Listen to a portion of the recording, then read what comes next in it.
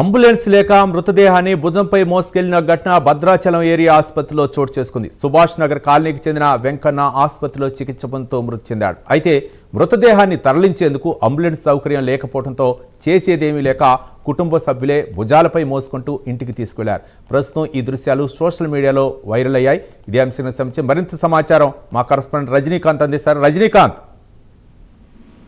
భద్రాచలం పట్టణంలో భద్రాచలం ఏరియా హాస్పిటల్లో వ్యక్తి కడెం 40 సంవత్సరాల కడెం వెంకన్న వ్యక్తి నిన్న గత 2 రోజుల క్రితం వడదెబ్బతో డిహైడ్రేషన్ గురై ఆసుపత్రిలో ఐసీయూలో చికిత్స పొందాడు. అనంతరం నిన్న సాయంత్రం పూట సాయంత్రం 6 గంటల 7 గంటల ప్రాంతంలో అతను మృతి చెందిన తర్వాత అక్కడ అంబులెన్స్ సౌకర్యం లేకపోవడంతో అంబులెన్స్ లేదు. ఆ హాస్పిటల్ వైద్యుల్ని దాంతోపాటు సిబ్బందిని కూడా తన భద్రాచలం పట్టణంలోనే సుభాష్ నగర్ వీధి తనకి అక్కడ తరలించాలి శవాన్ని మృతదేహాన్ని అంటే బంధువులు మాత్రం వేడుకున్న పరిస్థితులు ఉన్నాయి.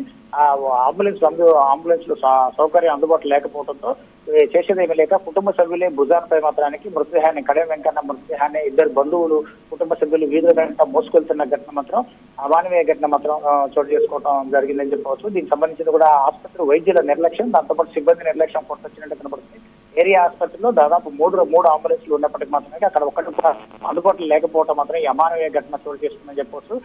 వాళ్ళు కూడా బంధువులు కూడా దాదాపు సుమారు గంటన్నర పాటు కూడా మృతదేహాన్ని ఆసుపత్రిలో ఉంచారు. అదే బెడ్ పై ఉంచారు. ఆ సిబ్బంది కొంతమంది సిబ్బంది దాన్ని అక్కడి నుంచి మృతదేహాన్ని మార్చికి తరలిస్తామని చెప్పడంతో కుటుంబ సభ్యులు మాత్రం కొంత ఇబ్బందికరమైన వాతావరణంలో మాత్రం తప్పనిసరి పరిస్థితుల్లో అంబులెన్స్ లేకపోవడంతో మాత్రం భుజాలపైనే చనిపోయిన కడెం వెంకన్న కుటుంబ సభ్యులు మాత్రం ఇద్దరు ముందు ఒకళ్ళు వెనక ఒకళ్ళు మోసుకుంటూ వెళ్తున్న దృశ్యాలు ఫోటోలు తీసి సోషల్ మీడియాలో అప్లోడ్ చేయడం అధికారులు కూడా ఇప్పటి వరకు కూడా స్పందించకపోవడం మాత్రం శోచనీయమని చెప్పవచ్చు. దాదాపు ఈ ఘటన మాత్రానికి ఎక్కడో మారుమూల ప్రాంతంలో జరిగిందంటే మాత్రానికి మారుమూల ప్రాంతంలో జరగలేదు. నియోజకవర్గ కేంద్రం భద్రాచలం నియోజకవర్గ కేంద్రంలో జరిగింది.